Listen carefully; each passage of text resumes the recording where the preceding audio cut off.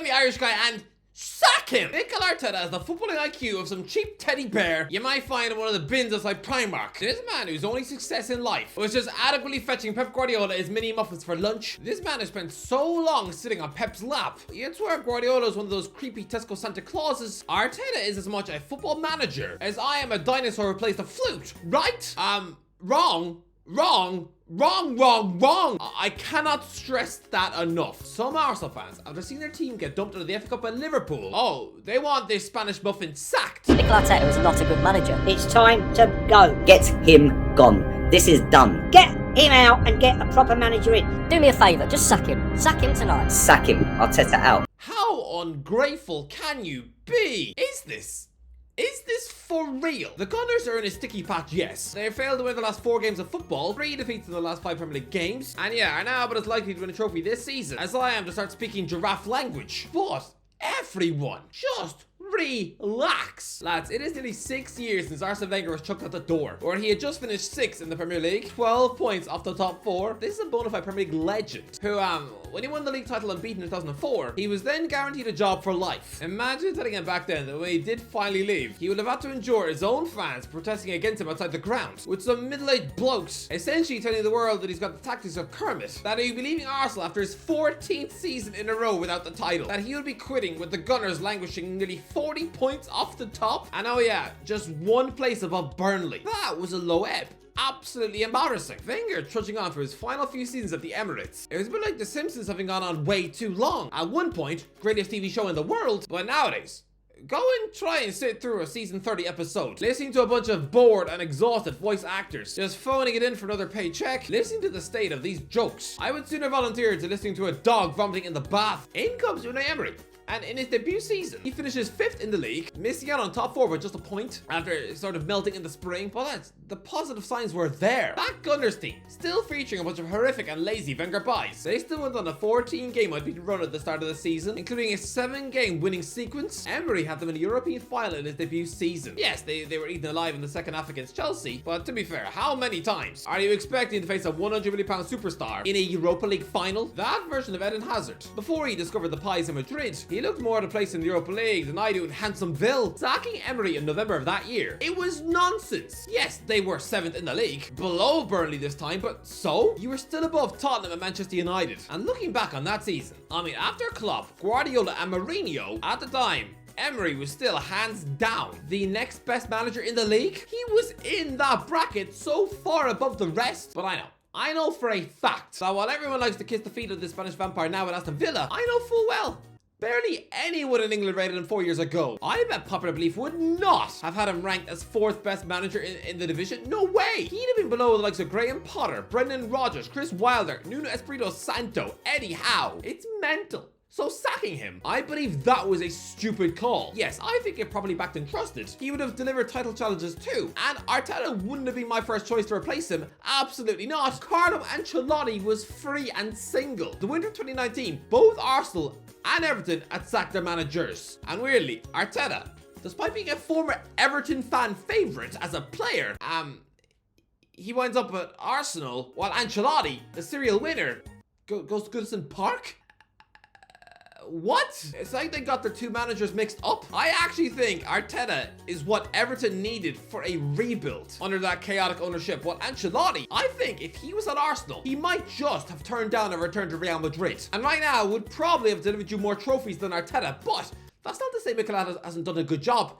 He's done a great job. But here's my worry for him though. Emery fell on his sword. He was sacked because of a nutty monster signing. Lads, when the managers are given a monster club record signing by the board, it brings so much pressure on them to deliver. Big signings can be heavy anchors. Big signings can get a manager sacked. I mean, remember Mourinho was given a mega money, £30 million after Shevchenko at Chelsea, just because he was the owner's best mate? It's no coincidence that Mourinho was binned after Shevchenko's debut season, produced just 4 league goals. The bloke who 2 years earlier was the Ballon d'Or winner. Mourinho was also sacked at Manchester United, and I'm guessing a huge chunk of that was down to failing to get the best out of their world record £90 million signing Paul Pogba. Despite him having the professionalism of a dead frog, I mean, Pogba was benched 2 games in a row in the Christmas of 2018. No surprise, Josie was immediately sacked. And guess what? Pogba decides to turn it on under Ollie, scoring 11 goals and chipping in with 7 assists in the second half of the season. Lads, Nicolas Pepe was a monster £72 million signing for Arsenal, and that is what Emery was judged on. For some reason, they chose to gamble hugely on a Lille forward instead of going for the Premier League proven Wilfred Zaha. No, I'm not saying that Zaha would have become a gunner superstar, but he'd have put up better numbers than this wet weasel pudding. I'm half convinced they only went for Pepe because Eden Hazard came from Lille too, the guy who ripped them apart in the Europa League final. To be fair, Pepe usually did pretty well in the Europa League actually, but he has the Premier League legacy of a drowned mouse. No wonder he's now filling a Trabzonspor at just 28. Although that's so strange. Arsenal's big two targets in the summer 2019, who they were so desperately having to choose between, are now both rotting in Turkey. Arsenal spent £100 million on Declan Rice in the summer. Fine, no, that's not the nightmare buy that's going to get Mikel sacked. No, it's Kai Havertz. What was the point in this? How many times do ex-Chelsea players need to flop at Arsenal before we realise that Stamford Bridge keeps selling them duds? Lassana Diarra, William Gallas, Yossi Benayoun, Petr Cech, Willian, David Luiz, Jorginho. Need I go on? At the Emirates, they're all as forgettable as a worm pie. I mean, annoyingly, it doesn't even work the other way. Ex-Arsenal players still rock up at Stamford Bridge and are just instantly great again. Like Ashley Cole, Cesc Fabregas, Nicolas Anelka, and Oli Giroud. The exception though is Pierre-Emerick Aubameyang, who, what a Chelsea. It was like watching a panda bear wiping his bum with a leaf. Awful to watch. But Havertz, £65 million. That is a laughable price tag for an unwanted Chelsea bum. But to me, the biggest crime is that he's instantly become the best paid player at Arsenal. £280,000 a week. Is this a joke? He reminds you of Mesut Ozil in that he's a languid, lazy, inconsistent German whose agent charges the big, insane bucks. Don't get me wrong, okay, Ozil between 2010 and 2017 was world class. I mean, he chipped in with 81 assists in just 3 seasons at Real Madrid, but towards the end of his time at the Emirates, he had the work rate of a snowman. He looked like he would rather be at home, eating a big bowl of Nesquik, whilst trying to ignore the fact that he's weirdly attracted to the fish of Finding Nemo, and he was on £315,000 a week. Lads, there is one player that would have defined the Arteta era. If Arsenal had just signed Alexander Isak from Real Sociedad, like they'd been linked to do for so many years, ever since the Euros, lads, Isak in this Arsenal system, with Martinelli and Saka on the wings, he'd be challenging for the Golden Boot. Isak would be immense. He would be the final jigsaw piece in the puzzle for Arteta, but he chooses to get Havertz instead? Yes, Havertz has a big profile. He scored in the Champions League final, but so, does that instantly make him world class? Just because he scored in the sport's European showpiece game? No! So did Vladimir Schmitzer, and I wouldn't have trusted him to boil soup. Divock Origi has scored in a Champions League final. I mean, would Arteta have him at the Emirates leading the line? He'd probably sooner choose snot out of a sheep's nose. Also, I will say that Havertz scoring for Chelsea against Man City, it was a bit like scoring in a fake Champions League final. Chelsea won't like me saying that, but the final surely lacked the spice and pressure of a usual one, as there are only 14,000 fans in the ground. Havertz was scoring in a Champions League final that got less of an attendance than a Bradford City match. It must be like winning the X Factor in an empty community hall in Wigan. Lads, both Mario Mandzukic and Didier Drogba were very soon playing Chinese football after scoring in a Champions League final. Within 3 years of Sol Campbell doing so, he was rotting in League 2. And I'm gonna say this, there is a slight Champions League final goal scorer curse on Premier League clubs. Many players have scored in the Champions League final, and then soon were bagged by a Premier League club, and were nowhere near the same sort of player they were in the final. I mean, if you don't believe me, okay then, dating back since 2000, shout out one of these Champions League goal scorers lived up to the hype when they signed for a Premier League club. Fernando Morientes, Guys Mendieta, Giuliano Belletti, Samuel Eto'o, Pedro, Alvaro Morata, Casemiro. Even Gareth Bale was a disappointment back on loan at Spurs. Same with Cristiano Ronaldo when he went back to Man United. Havertz is no different. A Champions League winning goal scoring flop. This man might just get Arteta sacked. How can Mikel justify buying this bloke when he doesn't even have a position in the team? Is he a number 10? And number 8, a false 9? What is the point of him in the Gunners squad? There are so many problems with Arsenal going forward. I mean, Gabriel Jesus has duped me. The lack of self-belief this Brazilian beefcake centre forward has in his own ability is strange. This is a £50 million striker who has recently admitted that goal scoring is not his strongest suit.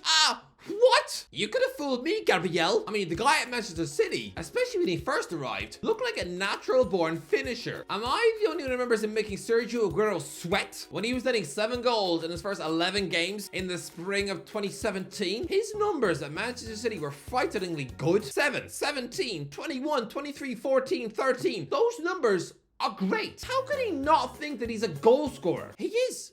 I've seen him do it time and time again. And yet, because of his low self-confidence, it means he's only got 3 Premier League goals this season. 3! For a man of his stupid ability, that is ridiculous. Lads, when he first arrived at the Emirates, He was incredible. He was scoring hat-tricks in preseason friendlies. I thought he was going to win the Golden Boot. Why has he just decided that he's no good? Jesus confuses me. This is a man who should have been a massive problem solver for the Gunners. But he's not. So I really do believe that in the summer of 2022, Gabriel Jesus should have wound up at Chelsea. He is the man that club desperately needed up front, while Arsenal should have gone and got Isak. Those two signings would have solved those two clubs' problems. Lads, for those of you who want Arteta sacked, it is insane. It makes no sense.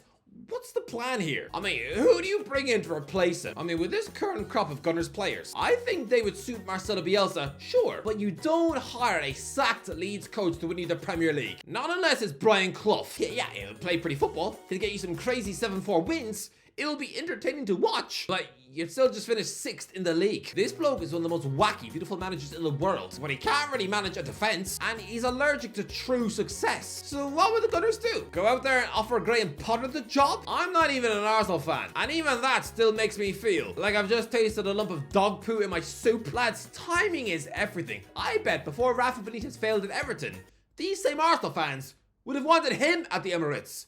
Rafa! No, he's yesterday's man. Lads, football changes so quickly. The last time Arteta was truly under pressure for his job, these were the speculated candidates ready to take his gig. Of that bunch, they've all since been sacked by Leicester, Tottenham, Chelsea, Southampton, PSG, Fatih Karagümrük, Aston Villa, and Crystal Palace. I mean, do you see what I mean? There is no natural candidate out there who will take Arsenal to the next level. Sure, Diego Simeone is always offered a level of intrigue that he will be the next managerial rock star to properly challenge Pep, but lads, he is a guy who's been in his Madrid comfort zone for 13 years now. He might just be an Atletico boss, and that's it. I mean, he's also the highest paid manager in the world, earning £30 million a year in La Liga. That is £574,000 a week. No wonder he doesn't want to leave. Arteta is on a quarter of that. He takes home just 158k a week. He's not even in the top 10 highest paid people at the club. He's probably having to ask Bukayo Saka if he can have lift to work. He probably just keeps staring at Martin Odegaard's lunchbox in the hopes that it'll offer him a Kit Kat. Arsenal are not getting better than Arteta right now, and he does not deserve to be sacked. He's done a fantastic job so far. It's just a sticky patch. You don't just sack people when they embark on a sticky patch.